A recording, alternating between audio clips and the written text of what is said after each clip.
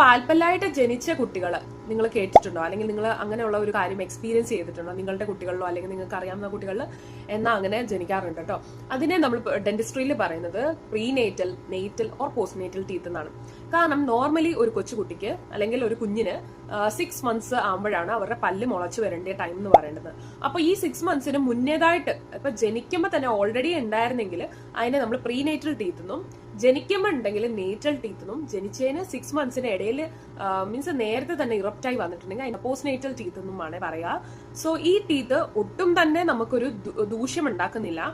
പക്ഷേങ്കിൽ കൊച്ചു കുട്ടികളുടെ അല്ലെങ്കിൽ അവരുടെ ഗം പാഡ്സ് ഉണ്ടല്ലോ, അതൊട്ടും തന്നെ സ്ട്രോങ് അല്ല, വളരെ സോഫ്റ്റും ഡെലിക്കേറ്റും ആയതുകൊണ്ട് തന്നെ ഈ കുഞ്ഞുങ്ങൾക്ക് ആ പല്ല് ഇരിക്കും തോറും ഭയങ്കര ബുദ്ധിമുട്ടായിരിക്കും കേട്ടോ. ഇത് മാക്സിലും ഇത് മാൻഡിബിളും ആണ്.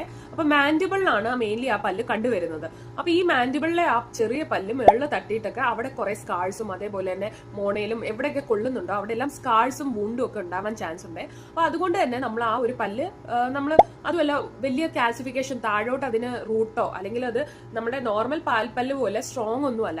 ചിലപ്പം വിത്തിൻ 15 days തന്നെ ചെറിയൊരു ആട്ടമൊക്കെ ആ പല്ലിന് വന്നു തുടങ്ങും കേട്ടോ. അങ്ങനെ ആട്ടമൊക്കെ വന്നിട്ടുണ്ടെങ്കിൽ അപ്പൊ തന്നെ നിങ്ങൾ പോയി അത് പ്ലക്ക് അല്ലെങ്കിൽ നമ്മുടെ ഡെന്റൽ ടേമായ എക്സ്ട്രാക്ട് ചെയ്ത് കളയാ. അപ്പൊ ഡെന്റിസ്റ്റിനാകുമ്പോൾ വിത്തിൻ ഒരു 15 minutes ഒരു സ്പ്രേ ചെയ്തിട്ട് അല്ലെങ്കിൽ സ്പ്രേ കോട്ടൺ പാഡ് വെച്ചിട്ട് ഒരു ഇൻസ്ട്രുമെന്റ് വെച്ച് പെട്ടെന്ന് തന്നെ അത് എടുക്കാൻ പറ്റും. ഒട്ടും തന്നെ ബുദ്ധിമുട്ടുണ്ടാവില്ല. 15 minutesനുള്ളിൽ കാര്യം കഴിയും.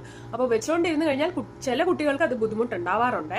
അല്ലാതെ ബോഡിക്ക് അത് വന്നു എന്ന് പറഞ്ഞ പ്രശ്നമൊന്നുമില്ല. വളരെ ഒരു 1% കേസിലൊക്കെ നമ്മൾ എക്സ്റേ കാര്യങ്ങളൊക്കെ എടുത്തിട്ടുണ്ടെങ്കിൽ അത്യാവശ്യം നല്ല പല്ലാണെങ്കിൽ മാത്രം നമ്മളത് വെച്ചുകൊണ്ട് നിലനിർത്തിക്കൊണ്ട് നമ്മൾ മറ്റ് ടൂത്ത് ഇറപ്റ്റ് ചെയ്യാൻ ബുദ്ധിമുട്ടൊന്നും ഇല്ല എന്ന് നമുക്ക് മനസ്സിലായി കഴിഞ്ഞാൽ നിലനിർത്താറുണ്ട്. മാക്സിമം കുഞ്ഞു കുട്ടികളായതുകൊണ്ട് തന്നെ ആ പല്ലിന്റെ ആവശ്യമില്ല. അതുകൊണ്ട് തന്നെ മിക്ക കേസിലും നമ്മൾ എക്സ്ട്രാക്ഷൻ ആണ് സജസ്റ്റ് ചെയ്യുന്നത്.